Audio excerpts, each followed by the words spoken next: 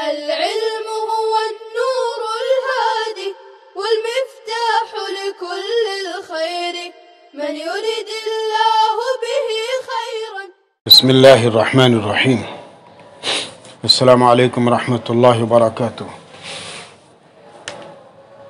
عزیز طلبہ کرام، گزشتہ حدیث میں ہم نے غار ثور سے متعلق کچھ گفتگو کی تھی اور اس کے متعلق چند باتوں کی طرف آپ کو متوجہ کیا تھا. آج کے مجلس میں سفر ہجرت کے دوران دشمن کے خلاف معجزے کا جو ظہور ہوا اس کا تذکرہ ہے، اور حدیث پاک ہے حضرت براء بن عازب رضی اللہ تعالیٰ عنہ کی. فرماتے ہیں وعن البراء بن عازب عن ابیہ انہ قال لأبی بکر یا ابا بکر حدثنی کیف صنعتم حين سريت مع رسول الله صلى الله عليه وسلم. قال أسرينا ليلتنا من الغد حتى قام قائم الظهيرة وخلى الطريق لا يمر في أحد. یہ دراز حدیث ہے جس کو شیخین نے ذکر کیا ہے، متفق علیہ روایت ہے. حدیث پاک کا ترجمہ کچھ اس طرح ہے کہ حضرت براء بن عازب رضی اللہ تعالیٰ اپنے والد محترم حضرت عازب سے روایت کرتے ہیں کہ انہوں نے حضرت ابوبکر صدیق رضی اللہ تعالیٰ عنہ سے پوچھا کہ اے ابوبکر، جب حضرت صلی اللہ علیہ وسلم نے ہجرت کے ارادے سے مکہ چھوڑا اور مدینہ روانہ ہوئے اور تم نے رات میں رسول اللہ صلی اللہ علیہ وسلم کے ساتھ سفر کیا، تو غار سے نکلنے کے بعد تمہیں کیا کیا حالات اور واردات پیش آئے؟ تو حضرت صدیق اکبر رضی اللہ تعالیٰ عنہ نے فرمایا کہ غار سے نکل کر ہم ساری رات چلتے رہے. اسرینا لیلتنا من الغد، اور اگلے دن کا کچھ حصہ بھی یعنی دوپہر تک سفر میں گزرا، یہاں تک کہ جب ٹھیک دوپہر ہو گئی اور سورج ٹھہر گیا اور راستہ آنے جانے والوں سے بالکل خالی ہو گیا. وخلت طریق لا یمر فیہ احد، تو ہمیں ایک چٹان نظر آئی جس کے نیچے سایہ تھا اور سورج اس پر نہیں آیا تھا. یعنی اس چٹان کے نیچے جو کوہ یا غار تھا اس میں دھوپ نہیں تھی. چنانچہ ہم اس چٹان کے نیچے اتر گئے اور میں نے وہاں رسول اکرم صلی اللہ علیہ وسلم کے لیے ایک جگہ اپنے ہاتھوں سے ہموار اور صاف کی تاکہ آپ صلی اللہ علیہ وسلم اس پر سوار ہیں، سو رہیں. پھر میں نے اس جگہ پر چادر بچھائی اور عرض کیا کہ یا رسول اللہ آپ یہاں پر سو جائیے، میں آپ صلی اللہ علیہ وسلم کی ادھر ادھر نگرانی رکھوں گا کہ کسی طرف سے دشمن کا کوئی آدمی تو ہماری ٹوہ میں نہیں ہے، اگر کوئی ادھر آئے گا تو اس کو رکھوں گا. رسول اکرم صلی اللہ علیہ وسلم سو گئے اور وہاں سے نکل کر اللہ کے نبی صلی اللہ علیہ وسلم کی حفاظت کے لیے چاروں طرف نگرانی رکھے ہوئے تھا. صدیق اکبر فرماتے ہیں کہ اچانک میں نے ایک چرواہے کو دیکھا جو سامنے سے آ رہا تھا. جب وہ میرے قریب آ گیا تو میں نے پوچھا کہ کیا تمہاری بکریوں میں دودھ ہے؟ کیا تمہاری بکریوں میں دودھ ہے؟ تو ظاہر اس نے کہا کہ ہاں. میں نے کہا کہ کیا تو دودھ دھو کر دے گا؟ اس نے کہا کہ ہاں. پھر اس نے اس ایک بکری کو پکڑا اور لکڑی کے پیالے میں تھوڑا سا دودھ دھو دیا. میرے پاس ایک چھاگل تھی جو میں نے نبی کریم صلی اللہ علیہ وسلم کے استعمال کے لیے رکھی تھی، اس میں پانی رہتا تھا پینے کا جو آپ کے پینے اور وضو کے کام آتا تھا. میں دودھ لے کر نبی کریم صلی اللہ علیہ وسلم کے پاس آیا تو آپ صلی اللہ علیہ وسلم سو رہے تھے. میں نے جگانا مناسب نہ سمجھا اور خود بھی آپ صلی اللہ علیہ وسلم کا ساتھ دیا، یہاں تک کہ آپ خود بیدار ہوئے اور میں بھی اٹھ گیا. پھر میں نے دودھ میں اتنا پانی ڈالا کہ نیچے تک ٹھنڈا ہو گیا اور پھر عرض کیا یا رسول اللہ نوش فرمائیے. آپ صلی اللہ علیہ وسلم نے وہ دودھ نوش فرمایا. تو فاتحۃ النبی صلی اللہ علیہ وسلم کس طرح کے الفاظ ہیں کہ وَأَنَا أَنْفَضُ مَا حَوْلَ فَنَامَ فَخَرَجْتُ أَنْفُضْ مَا حَوْلَ فَإِذَا أَنَا بَرِعٌ مُقْبِلٌ قُلْتُ أَفِي غَنَمِكَ لَبَنٌ. اس آدمی سے جو باتیں کہہ رہی تھی حضرت صدیق اکبر رضی اللہ تعالیٰ جو فرما رہے تھے اس کے طرف. اور پھر میں نے صدیق اکبر رضی اللہ تعالیٰ فرماتے ہیں کہ حلب فی قعب کبثة من لبن ومعي إداوة حملتها للنبي صلى الله عليه وسلم يرتوي فيها يشرب ويتوضأ فأتيت النبي صلى الله عليه وسلم فكرهت أن أوقده فوافقته حتى استيقظ فصببت من الماء على اللبن حتى برد أسفله فقلت اشرب يا رسول الله فشرب حتى رضيت ثم قال ألم يأن للرحيل. اس نے فرمایا بہت خوش ہوا. اس کے بعد آپ نے فرمایا کہ کیا کوچ کا وقت نہیں آیا؟ میں نے کہا کہ ہاں آ گیا. حضرت صدیق اکبر رضی اللہ تعالیٰ فرماتے ہیں کہ پس ہم نے سورج ڈھلنے کے بعد ٹھنڈے وقت وہاں سے کوچ کیا اور آگے سفر شروع ہوا تو پیچھے سے سراقہ بن مالک آ گیا. میں نے اس کو دیکھ کر عرض کیا کہ رسول اللہ دشمن ہمیں پکڑنے آ گیا ہے. اللہ کے نبی صلی اللہ علیہ وسلم نے فرمایا ڈرو نہیں، خدا ہمارے ساتھ ہے. اس کے بعد آپ صلی اللہ علیہ وسلم نے سراقہ کے لیے بد دعا کی اور سراقہ کا گھوڑا اس کو لیے ہوئے پیٹ تک زمین میں دھنس گیا. سراقہ اس صورتحال سے دوچار ہو کر بدحواس ہو گیا اور کہنے لگا کہ میں جانتا ہوں تم دونوں نے میرے لیے بد دعا کی ہے. اب میری نجات و خلاصی کے لیے بھی تم دعا کرو، مجھ کو اس گرفت سے نجات دلا دو تو میں اللہ کو گواہ بنا کر وعدہ کرتا ہوں کہ میں کفار کو تمہارا تعاقب کرنے سے روک دوں گا. چنانچہ نبی کریم صلی اللہ علیہ وسلم نے اس کے لیے دعا فرمائی اور وہ اس گرفت سے نجات پا گیا. اور پھر سراقہ نے اپنا وعدہ پورا کرتے ہوئے یہ کیا کہ حضرت صلی اللہ علیہ وسلم کی تلاش میں مکہ سے روانہ ہونے والے کافروں میں سے جو بھی کافر اس کو راستے میں ملتا وہ اسے کہتا کہ تمہارے لیے میرا تلاش کرنا کافی ہے.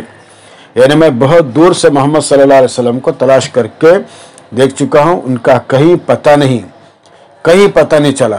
تم ان کو تلاش کرنے کی زحمت برداشت نہ کرو. سراقہ کو جب جو شخص بھی ملتا اس کو یہی کہہ کر واپس کر دیتا تھا. یہ آپ کے بخاری اور مسلم کے الفاظ ہیں. حدیث پاک فدعا له النبی صلی اللہ علیہ وسلم فنجا فجعل لا يلقى احدا الا قال كفيتم ما ها هنا فلا يلقى احدا الا رده. اس حدیث پاک کے ذیل میں بہت سی باتیں ہیں. پہلی بات تو یہ کہ دیکھیے کہ پھر میں نے دودھ میں پانی ڈالا. اس کا مطلب یہ کہ دیکھیے عربوں کی عادت تھی کہ دودھ کی حرارت کو زائل کرنے کے لیے اس میں ٹھنڈا پانی ملا لیتے تھے اور پھر اس کو پیتے تھے. چنانچہ اس موقع پر حضرت صدیق اکبر رضی اللہ تعالیٰ نے بھی اس عادت اور معمول کے مطابق بکری کے اس دودھ میں اتنا پانی ملا دیا جس سے وہ دودھ خوب ٹھنڈا ہو گیا. اور پھر صدیق فرماتے ہیں کہ میں خوش ہوا. یعنی حضرت صدیق اکبر رضی اللہ تعالیٰ عنہ کو اس بات سے بہت زیادہ خوشی اور طمانینت محسوس ہوئی کہ ان کی وجہ سے نہ صرف یہ کہ پیغمبر علیہ السلام کو کچھ دیر راحت کا موقع مل گیا بلکہ اتنا دودھ بھی فراہم ہو گیا جس کو آپ صلی اللہ علیہ وسلم نے بڑی بشاشت اور خوش طبعی کے ساتھ نوش فرمایا. اس سے معلوم ہوا کہ محب کی اصل خوشی محبوب کی خوشی اور راحت میں ہوتی ہے. اس موقع پر بچوں کی اشکال یہ ہوتا ہے کہ ایسی بکریوں کا دودھ کیسے دھوا کیسے نکالا اور پیا گیا جس کے مالک کی اجازت حاصل نہیں تھی. سوال یہ ہے کہ ایسے بکری کا دودھ کیسے دھویا گیا اور کیسے پیا گیا جس کے مالک کی اجازت نہیں تھی. اس کا جواب یہ دیتے علماء کرام محدثین کہ وہ بکریاں کسی ایسے شخص کی تھیں جو حضرت صدیق اکبر رضی اللہ تعالیٰ عنہ کا دوست اور معتمد تھا اور حضرت صدیق اکبر رضی اللہ تعالیٰ عنہ اپنے اس دوست کی اجازت کا اعتماد رکھتے تھے. ایک جواب یہ ہے. اور دوسرا جواب یہ ہے کہ عربوں اور خاص طور پر اہل مکہ کی عادت تھی کہ وہ اپنے چرواہوں کو پہلے ہی اجازت دیتے تھے کہ انہیں جو مسافر یا بھوکا ملے اور طلبگار ہو تو اس کو بلا توقف دودھ نکال کر دے دیا کریں۔ یہ دو سوال ہوئے۔ اور تیسرا جواب یہ بھی ہو سکتا ہے کہ حضرت صدیق اکبر رضی اللہ تعالیٰ نے مطلوبہ قیمت دے کر دودھ حاصل کیا ہو۔ تو یہ تین جواب ہیں اور تینوں آپ کے قریب الفہم ہیں۔ سراقہ بن مالک ان لوگوں میں سے تھا جن کو قریش مکہ نے آپ صلی اللہ علیہ وسلم کے تعاقب پر مأمور کیا تھا، اور یہ اعلان کیا تھا کہ جو شخص بھی محمد صلی اللہ علیہ وسلم کو پکڑ کر لائیں گا اور ہمارے حوالے کر دیں گا تو اس کو بطور انعام 100 اونٹ دیے جائیں گے۔ یہ سراقہ بن مالک فتح مکہ کے بعد مسلمان ہو گئے تھے۔ اور ایک روایت میں یہ ہے کہ پیغمبر علیہ السلام کی بددعا کے نتیجے میں سراقہ کے زمین میں دھسنے اور آپ صلی اللہ علیہ وسلم کی دعا کے بعد نجات پانے کا واقعہ 3 بار ہوا ہے، یعنی وہ ہر بار آپ صلی اللہ علیہ وسلم سے دعا کرا کر نجات پا جاتا اور پھر آپ صلی اللہ علیہ وسلم کو پکڑنے کے لیے آگے بڑھنے لگتا، یہاں تک وہ جب تیسری مرتبہ اپنے گھوڑے کے ساتھ زمین میں دھسا، اس کی لجاجت اور التجا پر پیغمبر علیہ السلام نے اس کے حق میں دعا کر کے اس کو نجات دلوائی، تو اپنے برے ارادے سے باز آ گیا، اور پھر نہ صرف کہ پیغمبر علیہ السلام کو پکڑنے کے لیے خود آگے نہیں بڑھا، بلکہ واپسی میں اس کو جو شخص بھی پیغمبر علیہ السلام کے تعاقب میں آتا ہوا ملا اس کو اس نے واپس کر دیا، اور کسی کو اللہ کے نبی صلی اللہ علیہ وسلم تک پہنچنے نہیں دیا۔ اس حدیث سے جہاں آپ صلی اللہ علیہ وسلم کے معجزے اور مختلف وجوہ سے حضرت صدیق اکبر رضی اللہ تعالیٰ عنہ کی فضیلت کا اظہار ہوتا ہے، وہی کئی قیمتی اور مفید باتیں بھی سامنے آتی ہیں۔ ایک تو یہ کہ تابع کو اپنے متبوع کی خدمت میں اپنی پوری کوشش اور صلاحیت صرف کرنی چاہیے۔ دوسری یہ کہ سفر میں ایسا برتن ساتھ رکھنا چاہیے جو پانی پینے، طہارت، وضو کے کام آئے، یہ نہایت ضروری ہے۔ اور تیسری یہ کہ بندے کو ہر حالت میں اپنے اللہ پر اعتماد اور توکل رکھنا چاہیے کہ نتیجے اور انجام کی بہتری اس صورت میں حاصل ہوتی ہے۔ اور اس کے بعد پھر بچوں حدیث پاک ہے حضرت عبداللہ بن سلام رضی اللہ تعالیٰ عنہ کے ایمان لانے کا واقعہ جو قدر دراز بھی ہے۔ حدیث پاک حضرت انس رضی اللہ تعالیٰ عنہ کی روایت ہے، وعن انس قال سمع عبداللہ بن سلام بمقدم رسول اللہ صلی اللہ علیہ وسلم وهو في ارض يختلف فأتى النبي صلی اللہ علیہ وسلم فقال انی سائلک عن ثلاث۔ حضرت انس کہتے ہیں رضی اللہ تعالیٰ عنہ کہ عبداللہ بن سلام ایک جگہ درختوں سے پھل چن رہے تھے کہ انہوں نے رسول اکرم صلی اللہ علیہ وسلم کے مکہ سے مدینہ میں آنے کا حال سنا، وہ فوراً نبی کریم صلی اللہ علیہ وسلم کی خدمت میں حاضر ہوئے اور عرض کیا کہ میں نبوت کی علامتوں کی تصدیق کے لیے آپ سے 3 باتیں دریافت کرنا چاہتا ہوں۔ انی سائلک عن ثلاث لا يعلمهن الا نبی، جن کو نبی کے سوا کوئی نہیں جانتا۔ ایک تو یہ کہ قیامت کی پہلی علامت کیا ہوگی، فما اول اشراط الساعہ۔ دوسرے کہ جنتیوں کا پہلا کھانا کیا ہوگا، وما اول طعام اہل الجنہ، جو وہ جنت میں پہنچ کے سب سے پہلے کھائیں گے۔ تیسری کہ کون سی چیز ہے جو اولاد کو ماں باپ کے مشابہ کرتی ہے۔ جی کیا فرمایا کہ وما ينزل الولد الى ابی او الى امه، یعنی اولاد جو شکل و صورت کے اعتبار سے کبھی باپ کے مشابہ ہوتی ہے اور کبھی ماں کے مشابہ، تو اس کا کیا سبب ہے۔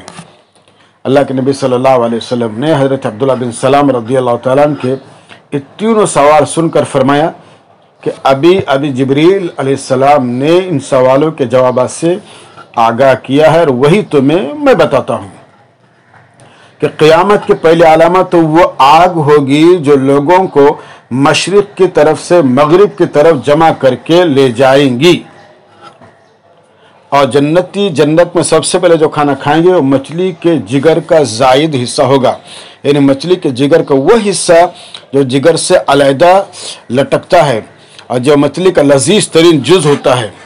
اور جہاں تک اولاد میں ماں باپ کے مشابہت کا سوال ہے، تو اگر مرد کا پانی یعنی منی عورت کے پانی پر غالب آ جاتا ہے تو مرد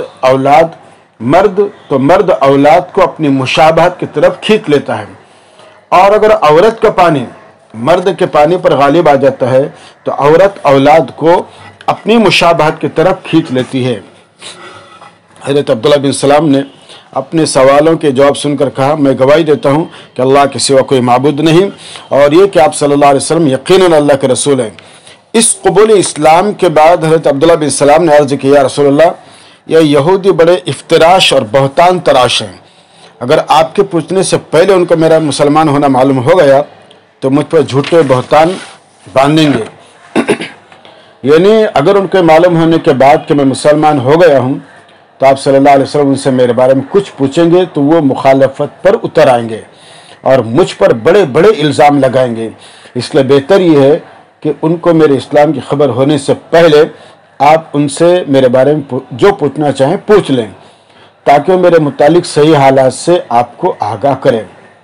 چنانچہ اتفاقاً یا اللہ کے نبی صلی اللہ علیہ وسلم کے بلانے پر اسی وقت کچھ یہودی مجلس نبوی میں آ گئے اور عبداللہ بن سلام ایک گوشے میں چھپ گئے۔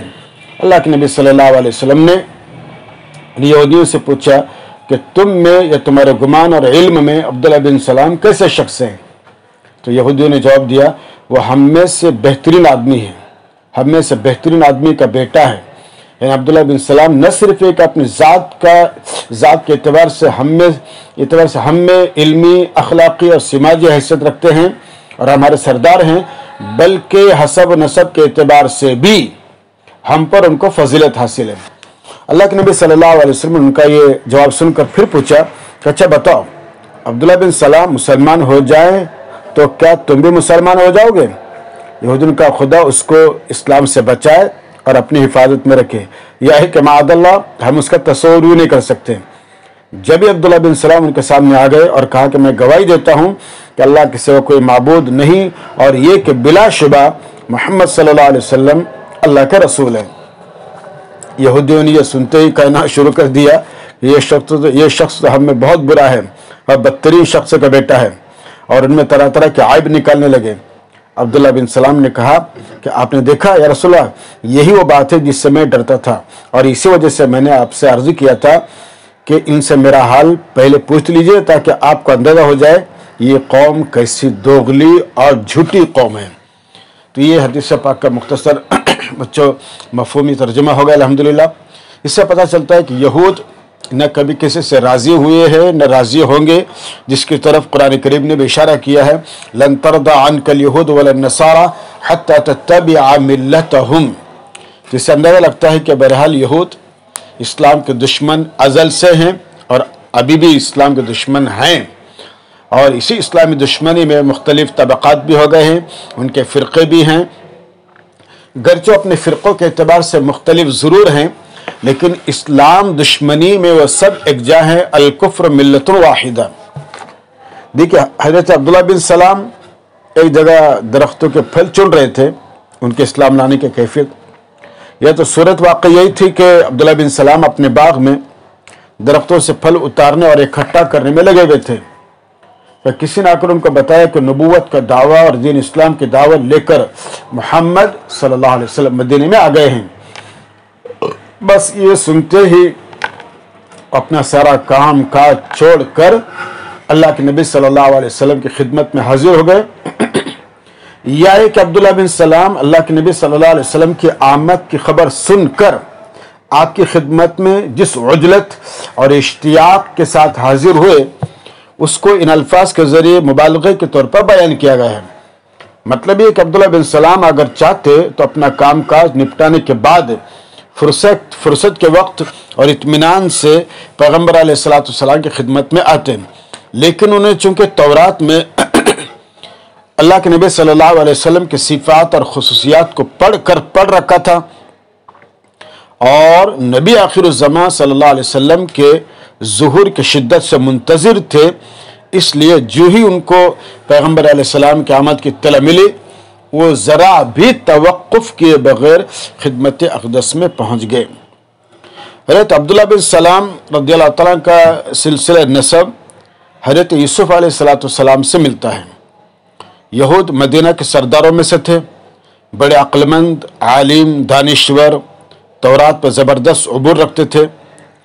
اللہ کے نبی صلی اللہ علیہ وسلم مکہ سے ہجرت فرما کر مدینہ تشریف لائے تو یہ اس وقت تشریف آوری کا علم ہوتے ہی اللہ کے نبی صلی اللہ علیہ وسلم کی خدمت میں حاضر ہوئے اور ایمان و اسلام کی دولت سے سرفراز ہو کر نہایت اونچے درجے کے صحابہ کرام میں شمار کیے گئے رضی اللہ عنہ۔ اچھا، جن کو نبی کے علاوہ کوئی نہیں جانتا، یہ حضرت عبداللہ بن سلام رضی اللہ عنہ دور رسید کیے۔ اس سے عبداللہ بن سلام کی یہ مراد تھی کہ میں جو 3 چیزیں پوچھ رہا ہوں ان کے بارے میں صحیح بات جاننا اور بتانا صرف نبی کے بس میں ہے۔ نبی کے علاوہ وہی شخص جان سکتے جس کو یا تو نبی نے بتایا ہو یا اس نے خدا کی کتاب سے معلوم کیا ہو۔ یہ بیان مراد اس لیے ضروری ہے کہ خود عبداللہ بن سلام رضی اللہ تعالیٰ عنہ بھی تو ان چیزوں کے بارے میں اجمالی و تفصیلی طور پر جانتے تھے اور ان کو علم تورات سے حاصل ہوا تھا، اور ان سوالات سے ان کا اصل مقصد اللہ کے نبی صلی اللہ علیہ وسلم کی نبوت اور رسالت کی تصدیق حاصل کرنا تھا۔ ان تینوں چیزوں کے جوابات گویا ان کے حق میں پیغمبر علیہ السلام کا معجزہ ثابت ہوئے اور ان کو آپ صلی اللہ علیہ وسلم کی رسالت و نبوت کے علم یقین حاصل ہوا، اور غالباً اسی مناسبت سے اس حدیث کو یہاں معجزات کے باب میں نقل کیا گیا ہے۔ یہ تھی حضرت عبداللہ بن سلام رضی اللہ تعالیٰ سے متعلق مختصر گفتگو، اور اللہ کے نبی صلی اللہ علیہ وسلم سے متعلق مختلف باتیں جو یہود نے پیغمبر علیہ السلام سے متعلق ارشاد باتیں کہی تھی، اور اللہ کے نبی صلی اللہ علیہ وسلم نے ان سے متعلق باتیں کہی تھیں۔ اب یہاں پر یہ کہ دیکھو حضور کا فرمانا کہ ابھی جبریل نے مجھے بتایا، ان سوالوں کے جواب سے آگاہ کیا، کہ اپنے سوالات کے جوابات سن کر عبداللہ بن سلام کو یہ وہم اور شبہ ہو سکتا تھا کہ انہوں نے یعنی اللہ کے نبی صلی اللہ علیہ وسلم نے شاید کسی اہل کتاب تورات جاننے والے سے پہلے ہی یہ باتیں سن رکھی ہوں گی اور اسی بنیاد پر میرے سوالات کے جوابات دیے، لہٰذا پیغمبر علیہ السلام نے اس وہم اور شبہ کی راہ پر پہلے ہی روک دینے کے لیے واضح فرمایا کہ یہ جواب جو میں تمہیں دے رہا ہوں، یہ سامنے بیان کر رہا ہوں، اللہ کی طرف سے جبریل علیہ السلام نے مجھ تک پہنچائے ہیں۔ ان الفاظ سے آپ صلی اللہ علیہ وسلم کا مقصد حضرت عبداللہ بن سلام رضی اللہ تعالیٰ کو متنبہ فرمانا بھی تھا کہ گوش ہوش سے اپنے سوالات کے جوابات سنو، انہیں کامل توجہ کے ساتھ اپنے سوالوں کے جوابات سنو، اور پھر اللہ کے نبی صلی اللہ علیہ وسلم پر اللہ تعالیٰ نے جبریل علیہ السلام کے ذریعے سے آپ کے عنایت فرمائے، پہنچائے، جس کو پیغمبر علیہ السلام نے حضرت عبداللہ بن سلام رضی اللہ تعالیٰ عنہ کے سامنے پیش کیے، اور اس کے بعد پھر مختلف احادیث بچوں جو انشاءاللہ ہم آئندہ مجلس میں انشاءاللہ پیش کرنے کی کوشش کریں گے۔ اللہ تعالیٰ عمل کی توفیق عطا فرمائے۔